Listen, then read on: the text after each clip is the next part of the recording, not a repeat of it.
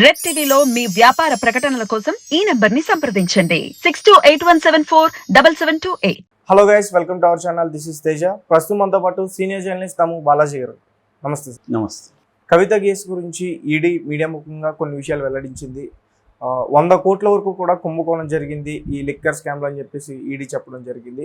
అలాగే ఇప్పటి వరకు ఆ కేసులో ఇరుక్కున్న వ్యక్తుల దగ్గర నుంచి కూడా ఈడీ చాలా టార్చర్ చేస్తుంది. ముఖ్యంగా భానుప్రియ మీనా తను చాలా టార్చర్ చేస్తుంది.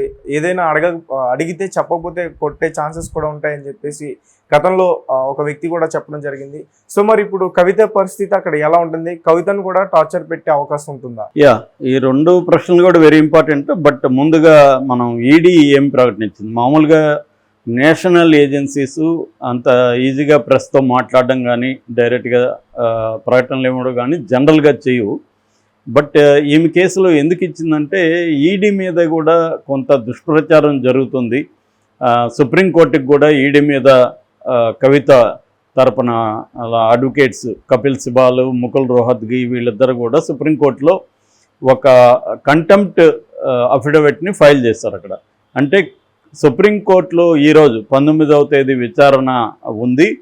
ఉన్నప్పటికి కూడా వాళ్ళు విచారణ వరకు కూడా ఆగకుండా 15th వచ్చేసి రోజంతా కూడా వేధింపులు చేసి కవిత ఇంటిని సోదా చేసి దాని తర్వాత ఫైనల్గా అరెస్ట్ చేశారు. అరెస్ట్ చేయాలనే ఉద్దేశం ముందుగానే ఉంది. అందుకని వాళ్ళు 8:45 నైట్కి ఫ్లైట్కి కవిత పేరు మీద కూడా టికెట్ బుక్ చేసుకునే వచ్చే ముందే.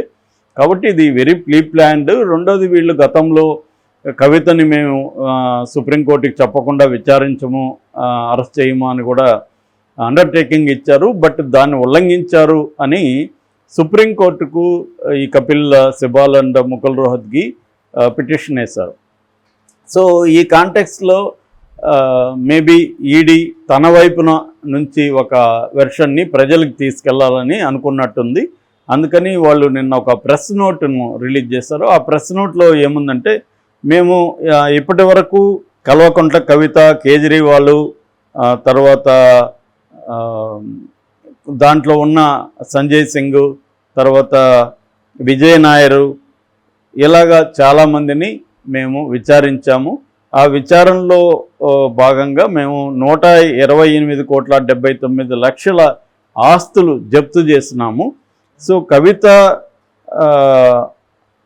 దీంట్లో ఇన్వాల్వ్ అయిందని మేము ఇప్పటి వరకు అరెస్ట్ చేసిన 15 మంది కూడా వాంగ్మూలాలు ఇచ్చారు. 15 మందిని ఇప్పటి వరకు ఈడీ అరెస్ట్ చేసింది. అది కాకుండా సిబిఐ కూడా ఒక 6 మందిని అరెస్ట్ చేసింది ఈ కేసులో. వీళ్ళేమో వీళ్ళ వరకు వెర్షన్నే వీళ్ళు చెప్తున్నారు. మేము 15 మందిని అరెస్ట్ చేసాం, 15 మందిలో కూడా మేజర్గా ఒప్పుకున్నారు కవిత అరెస్ట్ ఉందని. అలాగే 245 ప్రాంతాల్లో, అంటే హైదరాబాదు, చెన్నై, ముంబై, ఇలాగా మొత్తం 245 ప్రాంతాల్లో మేము ఇప్పటివరకు సోదాలు జరిపాము. ఆ సోదాల్లో మాకు కొన్ని వేల పేజీల డాక్యుమెంట్స్ దొరికాయి. అందులో కవిత రోల్ ఉన్నట్టుగా మాకు క్లియర్గా అర్థమైంది. అంటే ఒకటి, అప్రూవర్లుగా మారిన దీంట్లో సాక్షులు కావచ్చు, నిందితులు కావచ్చు, అప్రూవర్గా మారారు కొంతమంది. ఫర్ ఎగ్జాంపుల్ వీళ్ళ బినామీ అరుణ్ రామచంద్ర పిల్లయ్య అప్రూవర్గా మారాడు. తర్వాత ఆయన మన గోరంట్ల బుచ్చిబాబు చార్టెడ్ అకౌంటెంట్ ఆయన మారాడు. తర్వాత శరత్ చంద్రారెడ్డి మారాడు. వీళ్ళందరూ అప్రూవర్గా మారారు. సో అప్రూవర్గా మారిన వాళ్ళు కవిత పేరు చెప్తున్నారు. వీళ్ళ బినామీనే రామచంద్ర పిల్లయ్యే, నేను కవితకు బినామీని, నా పేరుతోనే ఇండో స్పిరిట్స్లో 33% వాటా ఉంది.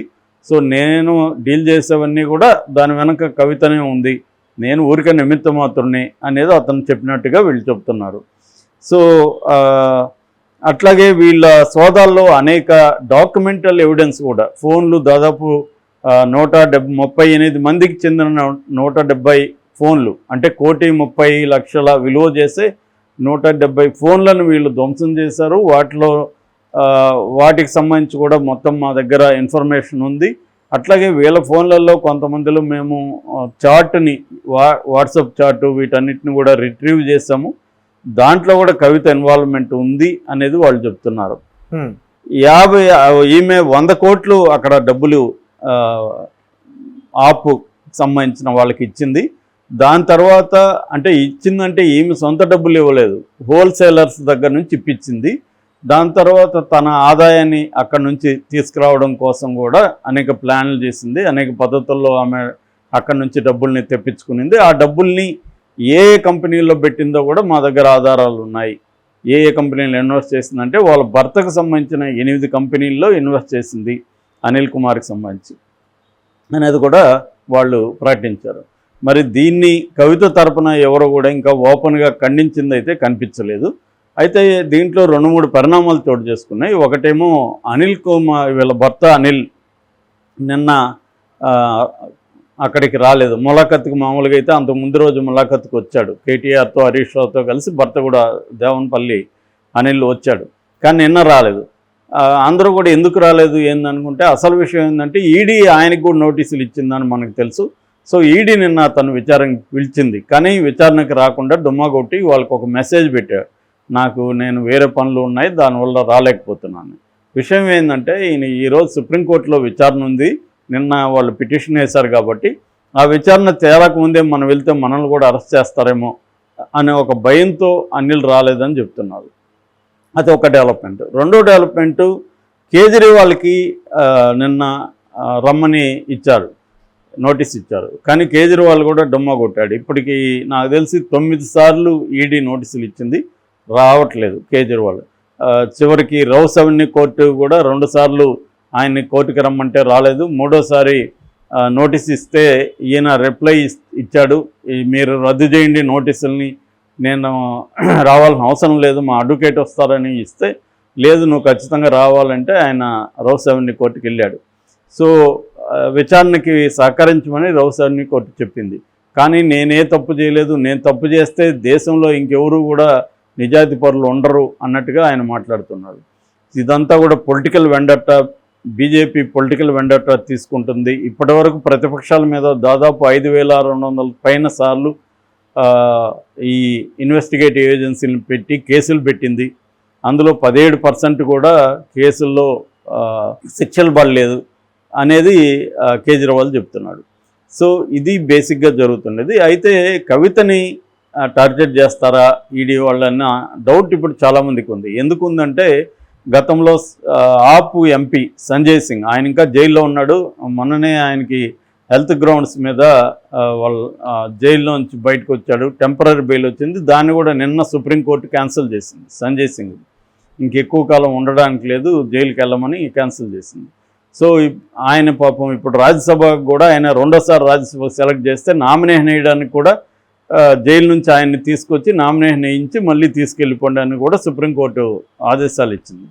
సో ఆ సంజయ్ సింగ్ కేటగారికల్గా ఈడీ నన్ను టార్చర్ చేసింది, దీంట్లో అనేక మందిని టార్చర్ చేసి కొట్టి భయంకరంగా హింసించి వాళ్ళని అప్రూవల్గా మార్చింది అనేది ఆయన ఆరోపించాడు. సో ఆయన ఒక్క ఆరోపణే కాదు, ఈవెన్ వైసీపీ వాళ్ళు కూడా శరత్ చంద్రారెడ్డి కంపెనీ అరబిందో ఫార్మా ఉంది, ఆ ఫార్మాకు సంబంధించిన సిస్టర్ కాన్సర్న్ ఇంకొక కంపెనీ ఉంది ట్రైడెంట్ యాంబర్స్ అని, ఆ కంపెనీకి సిఓగా ఉంటున్న చందన్ రెడ్డి అనే ఆయన్ని కూడా ఈఎంఐ ఈ మీనా భానుప్రియ మీనా రాజస్థాన్ అమ్మాయి, ఈ అమ్మాయి ఎట్లా కొట్టిందంటే ఒక చెవు ఆయనకు పనిచేయట్లేదంట, ఇప్పటికి కూడా అంత భయంకరంగా హింసించిందంట. సో దానివల్ల వాళ్ళందరూ కూడా ఏమవుతున్నారంటే ఎక్కువ మంది అప్రూవల్గా మారిపోయినాక మళ్ళీ కోర్టులో పోయి వాళ్ళు చెప్పేశారు, 2-3 కోర్టులో చెప్పారు మమ్మల్ని హింసించింది ఆమె, ఇంకొంతమంది కూడా పేర్లు కూడా చెప్పారు, వాళ్ళు హింసించారు కాబట్టి మేము అక్కడ అప్రూవల్గా మారాల్సి వచ్చింది, ఆ వాంగ్మూలాన్ని మేము వెనక్కి తీసుకుంటున్నామని కూడా కోర్టులో పిటిషన్ వేశారు. వీళ్ళు ఏంటంటే సిబిఐ కూడా మనం వివేకానంద రెడ్డి హత్య కేసులో కూడా చెప్పుకున్నాం, సిబిఐ కూడా ఏం చేస్తుంది, అందరినీ కొడుతుంది భయంకరంగా, 4 రోజుల పాటు టార్చర్ చేసి వాళ్ళని అప్రూవల్గా మార్చుకుంటుంది.